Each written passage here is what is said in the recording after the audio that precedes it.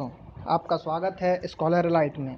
जो लोग ये वीडियो पहली बार देख रहे हैं तो उनसे रिक्वेस्ट है कि आप हमारे चैनल को सब्सक्राइब कर लें। ठीक है, चलिए बात करते हैं हम।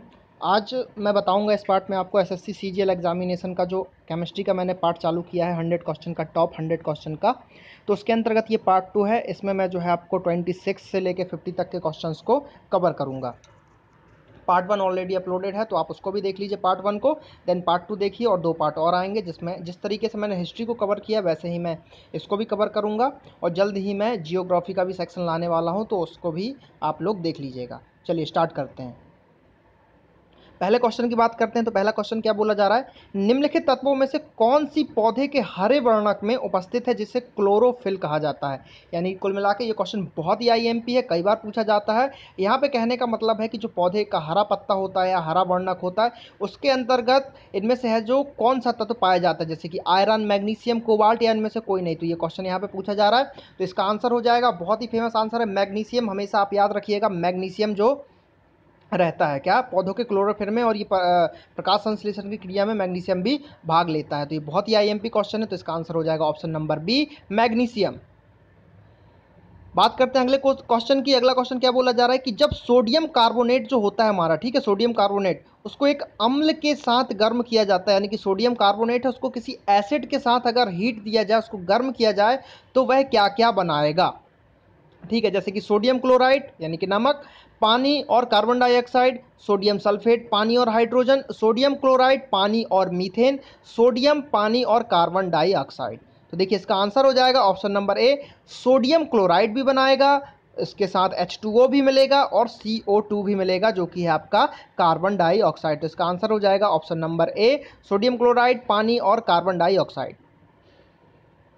बात करते हैं अगले क्वेश्चन की। तो ये भी बहुत बार एसएससी में पूछा जा चुका है, ये प्रीवियस ईयर क्वेश्चन है, कई बार रिपीट हुआ है, लगभग एसएससी के सभी एग्जामों में पूछा जाता है, चाहे वो सीएचएसएल हो, चाहे वो सीजीएल हो या मल्टीटास्किंग हो। जैसा कि आप सभी को पता है कि मल्टीटास्किंग का एग्जाम कैंसिल हो गया, अगेन पेपर होगा, तो उसमें भी ये वीडियोस आपके फायदेमंद रहेंगे। तो इसका देखिए, ब्लीचिंग पाउडर की विरंजक प्रवृत्ति जो होती है वो किसके कारण होती है, तो वो है आपका, इसका आंसर होगा क्लोरीन। क्लोरीन के कारण जो है विरंजक प्रवृत्ति का जो है ब्लीचिंग पाउडर हो जाता है। तो इसका आंसर हो जाएगा ऑप्शन ए, क्लोरीन।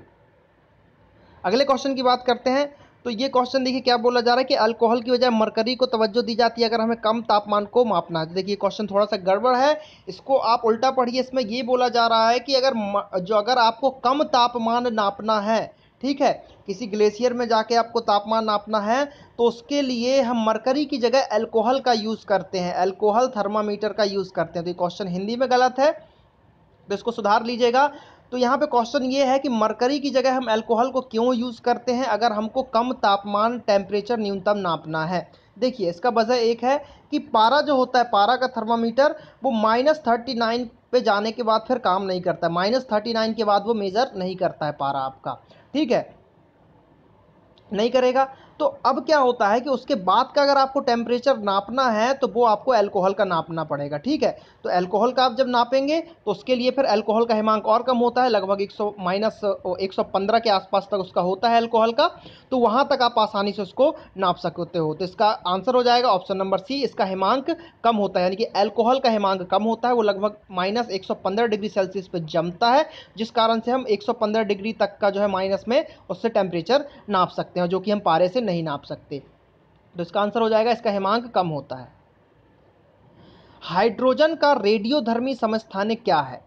तो देखिए हाइड्रोजन का सबसे पहले तो 3 समस्थानिक होते हैं, वो आपको याद होना चाहिए, प्रोटियम, ड्यूटेरियम और ट्रिटियम। ये तीनों जो हैं आपके हाइड्रोजन के समस्थानिक हैं, आइसोटोप्स हैं। अब इसमें से पूछ रहा है कि कौन सा आइसोटोप जो है वो आपका रेडियोधर्मी है, यानी कि रेडियो एक्टिविटीता बताता है। तो इसका आंसर हो जाएगा option number C, tritium. Tritium एक ऐसा हाइड्रोजन का समस्थानिक है जो कि रेडियो एक्टिविटी के गुण को बताता है। तो इसका आंसर हो जाएगा सी, ट्रिटियम। अगला क्वेश्चन यहाँ पे क्या बोला जा रहा है, निम्न में से कौन सा विटामिन एस्कॉर्बिक एसिड के रूप में भी जाना जाता है, यानी कि साइंटिफिक नाम हो गया विटामिन का। तो ये तो मुझे नहीं लगता बताने की जरूरत है, बहुत ही इजी क्वेश्चन है, इसका आंसर हो जाएगा विटामिन सी। विटामिन सी को बोला जाता है एस्कॉर्बिक एसिड।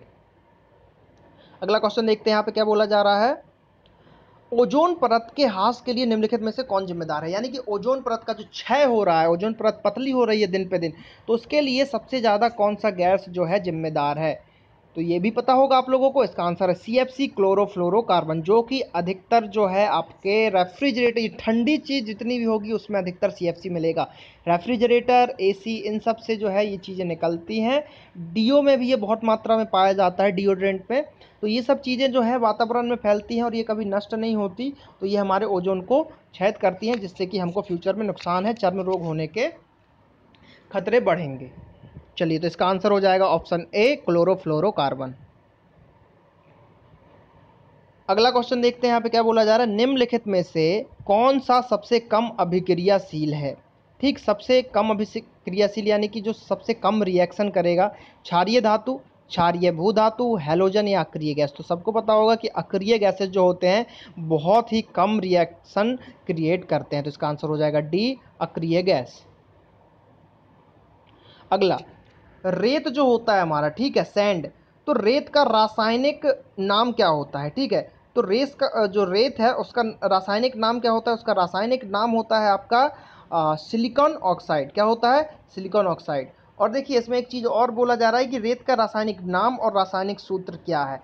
तो अब यहाँ पे एक क्वेश्चन आप लोगों के लिए, थोड़ी सी मेहनत आप लोग भी कीजिए, भले गूगल कीजिए लेकिन खोजिए ज़रूर इसको कि इसका रासायनिक सूत्र क्या होता है। ठीक है, इसका फॉर्मूला क्या होता है सिलिकॉन ऑक्साइड का, ये आप लोग हमको कमेंट करके बताएंगे, ज़रूर बताइएगा। क्वेश्चन नंबर 34 है, इसका आपको सिलिकॉन ऑक्साइड का जो है सूत्र बताना है, फॉर्मूला बताना है क्या होता है। अगले क्वेश्चन की बात करते हैं, संभारिक आइसोबार्स क्या होते हैं। तो पहले तो देख लीजिए क्या होते हैं। इसका आंसर है बी, अलग अलग तत्व के परमाणु जो है परमाणु जिनकी द्रव्यमान संख्या समान हो। ठीक है, जिनकी द्रव्यमान संख्या समान हो। तो देखिए यहाँ पे क्या होगा, अब इसको याद करने का एक तरीका, समभारिक यानी कि भार समान होना चाहिए। ठीक है, अब इसको थोड़ा सा मैं दूसरे वे में बताऊंगा आप लोगों को। आप लोगों को वो करना नहीं है कि मैं जो बोलूँगा तो आप वो करने लगो। जो लोग बार में जाते हैं, कई लोग जाते हैं बार में जाते हैं, दारू पीते हैं, जो गलत बात है।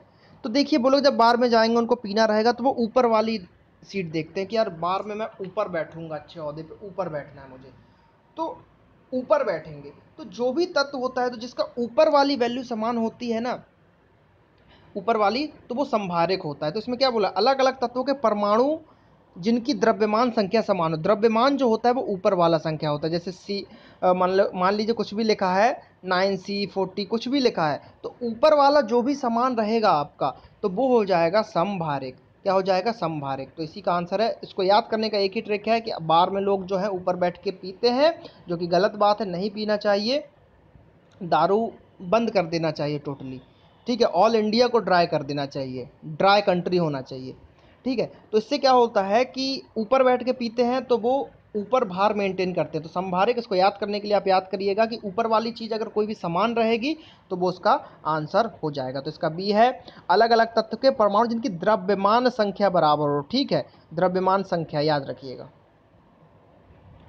उर्वरक में आमतौर पर मौजूद 3 तत्व कौन कौन से होते हैं। सोडियम, पोटेशियम और नाइट्रोजन, सोडियम, फास्फोरस और ऑक्सीजन, सोडियम, हाइड्रोजन और नाइट्रोजन। आंसर है आपका डी, पोटेशियम, नाइट्रोजन और फास्फोरस। देखिए इसको कई तरीके से पूछता है। इसमें पूछा है उर्वरक में आमतौर पर मौजूद 3 तत्व कौन से होते हैं, या फिर कभी क्वेश्चन पूछ लेगा कि इनमें से कौन सा तत्व है जो उर्वरक में इस्तेमाल किया जाता है। एक ऑप्शन दे देगा पोटेशियम, बाकी दे देगा जैसे सोडियम, हाइड्रोजन, तो इसका आंसर हो जाएगा पोटेशियम। कभी सिर्फ फास्फोरस दे देगा, कभी सिर्फ नाइट्रोजन दे देगा। तो कई तरीके से इस क्वेश्चन को पूछा जाता है एग्जामों में। तो इसमें बोल रहा है उर्वरकों में कौन से 3 होते हैं, तो 3 होते हैं, पोटेशियम, नाइट्रोजन, फास्फोरस। अब इसको आपको याद रखना है, वो कैसे भी घुमा के पूछ सकता है। आंसर हो जाएगा डी, पोटेशियम, नाइट्रोजन और फास्फोरस। अगले क्वेश्चन की बात करते हैं। TEL एक एंटिक नॉक खटकन विरोधी है, यौगिक के रूप में इस्तेमाल किया जाता है, इसका अर्थ क्या होता है। TEL का सीधे सीधे फुल फॉर्म पूछा जा रहा है TEL का। तो TE का फुल फॉर्म होता है आपका टेट्रा एथाइल लेड। ठीक है, टेट्रा एथाइल लेड होता है। तो इसका आंसर हो जाएगा option number A, tetraethyl lead, याद रखिएगा। अब अगला क्वेश्चन, ये भी एक अच्छा क्वेश्चन है। क्या होता है जब जिंक नहीं है, वो है जिंक। ठीक है, क्या होता है जब जिंक की एक स्ट्रिप कॉपर सल्फेट के विलयन में रखा जाता है, यानी कि कॉपर सल्फेट का एक विलयन है, उसके अंतर्गत एक जिंक धातु की हमने कोई छड़ रख दी, रॉड रख दी, तो उससे क्या होगा? ऑप्शन ए जिंक सल्फेट विलयन और कॉपर प्राप्त होगा। ऑप्शन बी बोल रहा है कोई अभिक्रिया नहीं होगी, जिंक सल्फेट और कॉपर हाइड्रोक्साइड प्राप्त होगा और कॉपर सल्फेट और जिंक सल्फेट प्राप्त होगा। तो देखिए कॉपर सल्फेट का विलयन है, जिंक की जैसे ही उसमें धातु डालेंगे कुछ जो रिएक्शन वगैरह होगा और उससे सबसे पहले तो हमको कॉपर प्राप्त होता है। क्या प्राप्त होता है? कॉपर। तो देखिए अगर आपको इतना भी पता है कि कॉपर प्राप्त होता है तो देखिए आप आंसर आसानी से टिक कर लोगे, क्योंकि बाकी किसी ऑप्शन में कॉपर मिल नहीं रहा है, ऑप्शन सिर्फ ए को छोड़ के। तो इस तरीके से भी आप जो है ऑप्शन को काट सकते हैं अगर पूरा ऑप्शन आपको नहीं पता है पूरे आंसर। लेकिन अब इसका यहाँ पे आंसर क्या होगा? इसका आंसर होगा जिंक सल्फेट का विलयन मिलता है और जो है कॉपर प्राप्त होता है। तो option A is the right answer. Mercury का क्वथनांक क्या होता है? ठीक है, इसने क्वथनांक पूछा गया है मरकरी का, यानी कि बॉइलिंग पॉइंट पूछा गया है कि मरकरी कितने टेम्परेचर पे उबलने लगेगा। तो इसका आंसर हो जाएगा 375 डिग्री सेल्सियस। अगेन आपका दूसरा क्वेश्चन है कि मरकरी कितने डिग्री पे जमता है, वैसे मैं ये बता चुका हूँ लेकिन आप लोग कमेंट करके ज़रूर बताइएगा माइनस कितने डिग्री पे मरकरी जो है आपका फ्रीज हो जाता है। अम्लीय, क्षारीय और उदासीन विलयन में क्रमशः मिथाइल ऑरेंज का रंग क्या होता है? देखिए लिटमस पेपर और मिथाइल ऑरेंज लगभग सेम काम करते हैं और ये क्वेश्चन आजकल बहुत पूछा जा रहा है। मिथाइल ऑरेंज, लिटमस पेपर आजकल नहीं पूछा जाता है कि लाल को नीला करेगा, नीले को लाल करेगा, क्या करेगा, ये सब क्वेश्चन नहीं पूछा जा रहा है आजकल। आजकल मिथाइल ऑरेंज का ज़्यादा चल रहा है। तो देखिए इसका आंसर क्या होगा? जब मिथाइल ऑरेंज जो है अम्लीय से मिलता है, ठीक है, जब मिथाइल ऑरेंज जो है अम्लीय से मिलता है तो ये हो जाता है आपका लाल। ठीक, तो इसका देखिए लाल है, पहले लाल होगा। आप देखिए ऑप्शन ए भी लाल है। लेकिन मिथाइल ऑरेंज जब भी मिलता है आपका क्षारीय से, सबसे बड़ी बात मिथाइल ऑरेंज जब मिलता है वो कभी नीला होता ही नहीं है, बस आपको ये याद रखना है। नीला आपको याद रहेगा कि नीला नहीं होता है तो आप आसानी से लगा लोगे। तो देखिए क्या होता है, अम्लीय मिला तो लाल हो गया, क्षारीय मिला तो वो पीला हो गया और उदासीन से मिला तो वो नारंगी हो गया, क्योंकि पहले से तो ऑरेंज है ना। उदासीन का मतलब क्या है? कुछ नहीं होता, न्यूट्रल होता है। तो न्यूट्रल किसी चीज़ में जाएगा, कोई रिएक्शन नहीं करेगा, तो मिथाइल ऑरेंज है तो वो ऑरेंज ही रहेगा, यानी कि नारंगी ही रहेगा। अब अम्ल से मिलेगा तो लाल हो गया और क्षार से मिला तो पीला हो गया। तो आंसर क्या हो जाएगा? रेड, येलो और ऑरेंज। तो बी जो है राइट आंसर। अगला क्वेश्चन यहाँ पे क्या बोला जा रहा है कि निम्न में से कौन सा क्रमशः भौतिक और रासायनिक परिवर्तन का एक उदाहरण है? यानी कि भौतिक परिवर्तन भी हो रहा है, फिजिकली चेंज हो रहा है और रासायनिक परिवर्तन भी हो रहा है। तो बर्फ का पिघलना और लकड़ी का जलना, कागज का जलना और पाचन क्रिया, पानी का उबलना और पानी में चीनी का घुलना। देखिए ऑप्शन बी की बात करें तो कागज का जलना, ठीक है, जल रहा रसायन होगा। और पाचन क्रिया, ये भी एक रासायनिक क्रिया है, इसमें जो है अपने पचते हैं सब चीज़ें। ठीक, पानी का उबलना और पानी में चीनी घुलना, ये जो है इनमें कोई आपका फिजिकल आपका चेंजेस नहीं हो रहा। तो अब देखिए अगला एक क्वेश्चन बच गया आपका कि बर्फ़ का पिघलना। बर्फ़ देखिए इतनी बड़ी रहती है, पिघल के उसका जो है आकार ही चेंज हो जाता है। तो ये भौतिक परिवर्तन हो गया और लकड़ी का जलना रासायनिक परिवर्तन हो गया। तो ऑप्शन ए बर्फ़ का जलना और लकड़ी का जलना इज द राइट आंसर। अगले क्वेश्चन की ओर बढ़ते हैं। निम्नलिखित में से कौन सा सिंथेटिक फाइबर कृत्रिम रेशा का एक उदाहरण है? तो ये तो मुझे नहीं लगता बताना पड़ेगा, बहुत ही ईजी क्वेश्चन है। नायलॉन और रेयन जो है दोनों एक सिंथेटिक फाइबर के रूप में यूज किए जाते हैं। तो option number A is the right answer. ये क्वेश्चन अच्छा है। पर्यावरण संबंधी समस्याओं को सुलझाने के लिए 4R के सिद्धांत का इस्तेमाल, मतलब 4R जो है फुल फॉर्म पूछा है, 4R क्या होता है? ये सब क्वेश्चन आजकल बहुत पूछे जा रहे हैं पर्यावरण की दृष्टि से। तो सीधे मैं आपको बता देता हूँ, ये आपको याद ही करना पड़ेगा 4R का मतलब क्या होता है। ठीक है, तो 4R का मतलब होता है आपका, ऑप्शन नंबर ए है इसका आंसर, कम उपयोग यानी कि रिड्यूस। ठीक है, उसके बाद पुनः उपयोग यानी कि रीयूज, फिर उसके बाद रिसाइकिल भी करना है उसको, फिर से उसको रिकवर करना है। ये चीज़ है इसका 4R का। पहले आर से रिड्यूस, रिफ्यूज, ठीक है, पहले रिड्यूस, फिर है रीयूज, फिर है रिसाइकिल और फिर है रिकवर। तो ये आपको याद रखें, रट लीजिए इसको। इसको किसी तरीके से भी पूछ लेगा, इसमें ऐसा पूछ लेगा क्वेश्चन कि 4R में चौथे आर का क्या मतलब है या 4R में तीसरे आर का क्या मतलब है। तो सीक्वेंस से आपको याद रखना है, रिड्यूस, ठीक है, फिर रीयूज, फिर रिसाइकिल और फिर रिकवर। पहले आर का मतलब हो गया रिड्यूस, दूसरे आर का मतलब हो गया रीयूज, तीसरे आर का मतलब हो गया रिसाइकिल, चौथे आर का मतलब हो गया रिकवर। तो ऐसे करके आप इसको याद कर सकते हैं। Option A is the right answer. Nylon plastic के समूह को संदर्भित करता है जिसे कहा जाता है, मतलब नायलॉन के जो प्लास्टिक होगा उसके एक समूह को दर्शाता है। इसके अंदर सभी नायलॉन के वो आ जाएंगे, पॉलिस्टर, पॉलीअमाइड, पॉलीथीन। क्या, तो देखिए पॉलीथीन तो खुद एक अलग से है, पॉलिस्टर भी एक अलग से उसका ब्रांड है, मतलब एक टाइप है, लेकिन पॉलीअमाइड जो होते हैं ये सभी नायलॉन को कवर कर लेते हैं। तो इसका आंसर हो जाएगा बी, पॉलीअमाइड। अगला क्वेश्चन, वह तापमान जिस पर गैस में सभी आणविक गति समाप्त हो जाती है उसे क्या कहे जाते हैं? ऐसा कौन सा मतलब तापमान है जहाँ पे सब कुछ उसका खत्म हो जाता है? तो उसका है एब्सोल्यूट जीरो, निरपेक्ष शून्य उसको कहा जाता है, उस समाप्त को, उस मतलब आणविक गति जहाँ पे समाप्त हो जाती है जिस तापमान पर, उस तापमान को बोला जाता है एब्सोल्यूट जीरो। प्रक्रिया जिसके तहत लौह अयस्क को जो है निर्माण किया जाता है, यानी कि लौह अयस्क की प्रक्रिया जो होती है किसके द्वारा की जाती है? तो वो किया जाता है अपचयन के द्वारा। अपचयन के द्वारा है जो लौह अयस्क का निर्माण किया जाता है। तरल में तरल का एक कोलाइडी विलयन है, उससे किस रूप में जाना जाता है? तो इसका आंसर इजी सा है, इमल्सन बोला जाता है इसको। अब देखिए इमल्सन का गुण क्या है, क्वेश्चन ये पूछा जाता है जैसे इमल्सन है, ठीक, पायस, ठीक, दूध का एक क्वेश्चन होता है कि दूध क्या है, दूध एक पायस है। उसी टाइप से तरल में तरल का कोलाइडी विलयन क्या कहलाता है? वो कहलाता है इमल्सन। तो ये आपको याद रखना है, ठीक है। तो इसका आंसर हो जाएगा ऑप्शन ए, इमल्सन। एक वैज्ञानिक यंत्र जिसका इस्तेमाल हवा की गति को मापने के लिए किया जाता है या किसी भी गैस की धारा को मापने के लिए किया जाता है उसको किस नाम से जाना जाता है? यानी कि हवा भी नाप सकते हो, गैस, कोई भी गैस की स्पीड बता सकते हो कि कितने स्पीड से चल रहा है। तो उसका आंसर हो जाएगा आपका ऑप्शन नंबर सी है, अनेमोमीटर। क्या है? अनेमोमीटर। देखिए बैरोमीटर आपको पता है टेम्परेचर, उससे वो थर्मामीटर से टेम्परेचर, बैरोमीटर से वायु तापमान, आर्द्रता मापी से आर्द्रता मापते हैं, ठीक है। तो इसका आंसर क्या हो जाएगा आपका? एनोमोमीटर। अगर आपको बाकी तीन भी पता है तो इजीली आप क्रैक कर लोगे। देखिए बैरोमीटर का तो सबको पता होगा, थर्मामीटर का भी पता होगा, आर्द्रता मापी नाम से ही लग रहा है कि भाई आर्द्रता नापेंगे, तो बच कौन सा गया? एनोमीटर। तो मेमोरी के साथ आपको कुछ ट्रिक्स सीखने हैं, जो कि ये है कि ऑप्शन को कैसे काटें। अगर चार ऑप्शन है उसमें से आपने जैसे बैरोमीटर और थर्मामीटर हटा ही दिया तो बच गया आप दो, तो दो में आप इजीली थोड़ा दिमाग लगा सकते हो कि क्या होगा। तो अनेमोमीटर इज द राइट आंसर। उप परमाणु कण क्या है? उप परमाणु कण डैश डैश है, क्या है उप परमाणु कण? तो उप परमाणु कण जो है वो है आपके इलेक्ट्रॉन, प्रोटॉन और न्यूट्रॉन। क्या है? इलेक्ट्रॉन, प्रोटॉन और न्यूट्रॉन। इजी क्वेश्चन है, वेरी इजी।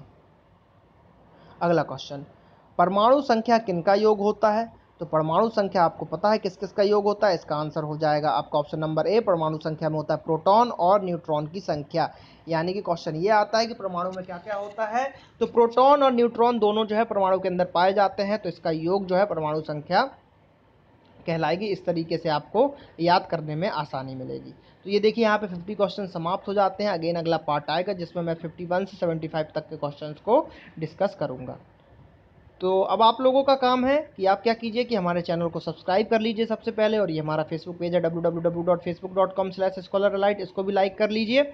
और यहाँ पे आप नेक्स्ट और प्रीवियस वीडियोस की लिंक जल्द ही देख पाएंगे, तो उसको लिंक पे आप क्लिक करें और नेक्स्ट प्रीवियस वीडियो भी देख पाएंगे। चैनल को सब्सक्राइब जरूर कर लें, सब्सक्राइब कर अगर कर रहे हैं उसके बाद बेल आइकॉन पर जरूर क्लिक करें ताकि आपको नोटिफिकेशन उसके मिलते रहें। चलिए मिलते हैं अगले पार्ट में।